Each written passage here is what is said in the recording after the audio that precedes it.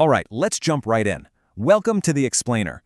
Look, if you're a clinician trying to sharpen your diagnostic edge, or maybe you're a tech developer trying to build AI that actually understands real medical logic, you are in exactly the right place.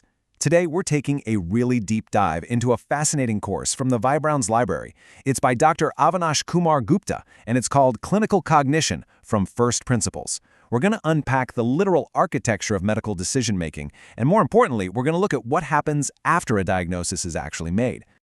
Okay, let's dive right into this. Section 1, the invisible reasoning engine. So, when a patient finally gets a diagnosis, we usually just see the end result, right?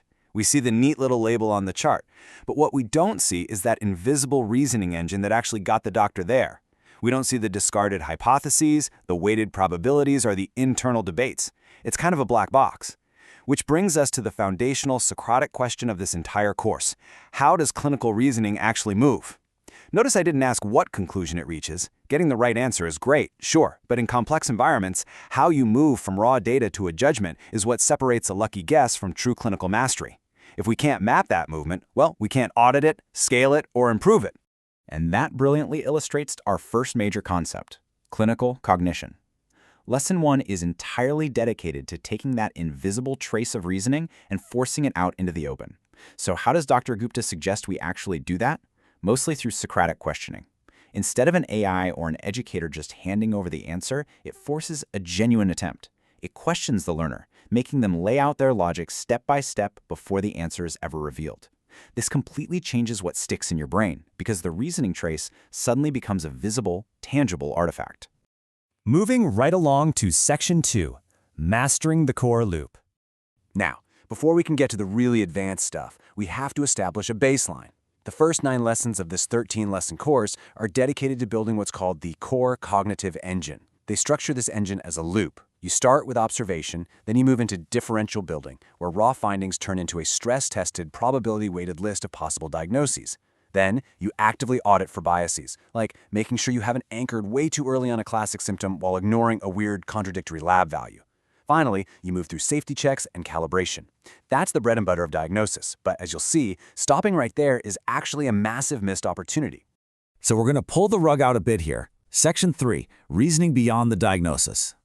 What actually happens after the diagnosis is made? You've run the core loop, you've got your answer, the patient has a label. Most systems just stop. But the most advanced clinical minds and the most robust AI systems out there, they're literally just getting started. There is a really stark dissonance here.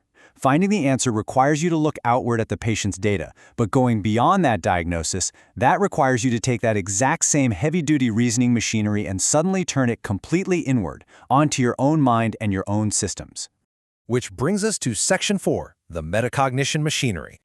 All right, we are zooming in on Lesson 10. This is the absolute pivot point of the entire clinical cognition operating system, where we transition from simply practicing medicine to actively analyzing how we practice it. Lesson 10 introduces 3 incredibly powerful tools. First, metacognition, literally thinking about how you are thinking. Imagine an AI agent explicitly logging its own reasoning gaps before outputting a result. Second, multi-axis confidence reporting. And third, self-critique. The rigorous discipline you just spent 9 lessons applying to the patient's biology is now being applied to the clinician's psychology.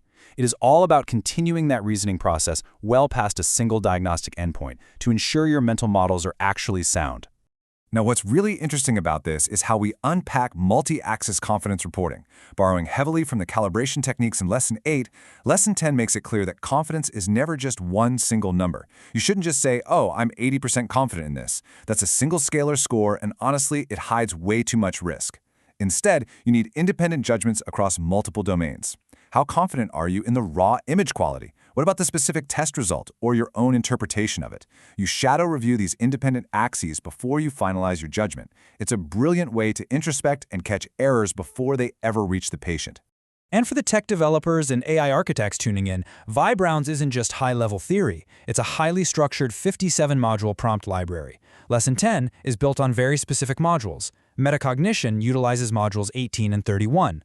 Multi-axis confidence is structured right there in Module 20, and self-critique is driven by Modules 56 and 57.